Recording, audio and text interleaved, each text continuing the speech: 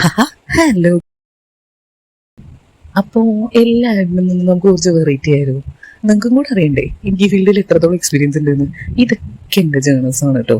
Journal journal എന്നും പറയാം, diaries എന്നും പറയാം. കുറച്ചൊക്കെ എൻ്റെ ഡയറി ആണ് കേട്ടോ. ഡയറി പറഞ്ഞാൽ വളരെ ഇമോഷണലായിട്ട് എഴുതി വെച്ചിരുന്ന തോട്ട്സും അങ്ങനെ കുറേയൊക്കെ റെഗുലറായിട്ട് എഴുതി വന്നിരുന്ന ഡയറീസ് ഒന്നോ രണ്ടോ എണ്ണം. ബാക്കിയുള്ളതൊക്കെ ഫുള്ള് ജേണൽസ് ആണ്.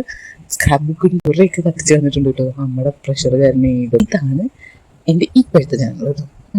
ഇത് ചാനലല്ല കേട്ടോ, ഇത് ഡയറിയാണ്. ഞാൻ ഡെയിലി എൻ്റെ തോട്ട്സ് ആൻഡ് ഇമോഷൻസ് വളരെ ക്ലീൻ ആയിട്ട് എക്സ്പ്രസ് ചെയ്യുന്ന ഡയറിയാണ് കേട്ടോ. ഇത് ചാനലല്ല, ഇതെൻ്റെ ഇപ്പോഴത്തെ ഡയറി. ഇതെൻ്റെ ആർട്ട് ചാനൽ. ഇത് വളരെ പേഴ്സണൽ ആയതുകൊണ്ട് ഞാൻ നിങ്ങൾക്ക് കാണിച്ചു തരാത്തതാണ്. പക്ഷെ ഇത് ഇപ്പോൾ ഈ ഒരു 2-3 ഇയേഴ്സ് ആയിട്ട് 4 ഇല്ല കേട്ടോ, 2-3 ഇയേഴ്സ് ആയിട്ട് ഞാൻ സ്റ്റാർട്ട് ചെയ്തൊരു സംഭവമാണ്. അത് തന്നെ ഇത് ക്ലിയർ കട്ട് ജേണൽ പോലെ തന്നെ ഉണ്ടാവും അകത്ത്. പക്ഷേ എൻ്റെ പേഴ്സണൽ ആയതുകൊണ്ട് കാണിച്ചു തരാൻ പറ്റില്ല. ഇത് ഞാൻ പണ്ട് ഉണ്ടാക്കിയൊരു സാധനമാണ് കേട്ടോ.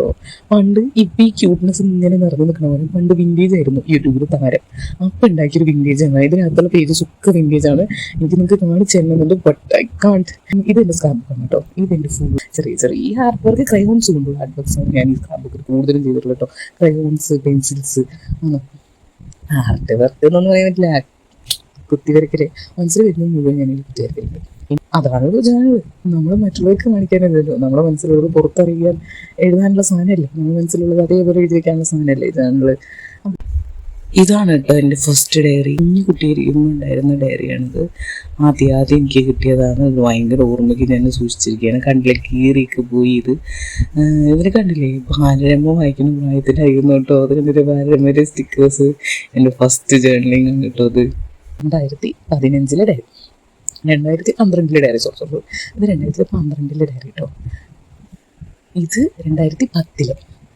കുറേയൊക്കെ എലിയൊക്കെ തിന്നിട്ട് പോയിട്ടോ. ഇത് 2015 ലൈഫിൽ വളരെ ഇമ്പോർട്ടൻ്റ് ആയിട്ടുള്ളൊരു സമയമായിരുന്നു കേട്ടോ. എൻ്റെ +2 ഡേയ്സ് ആയിരുന്നു. വളരെ സ്ട്രെസ്ഫുൾ ആയിട്ടുണ്ടായിരുന്ന സമയമാണ്. ഇത് ഫുള്ള് ഞാൻ അപ്പ് ടു ഡേറ്റ് ചെയ്തിട്ടുണ്ടായിരുന്നു 2015 ഡയറി. എൻ്റെ ജേർണലിങ്ങിന് എത്ര വയസ്സായി എന്ന് കണ്ടില്ലേ. അപ്പം എന്നാൽ ശരി, ഹാപ്പി ജേർണലിങ്.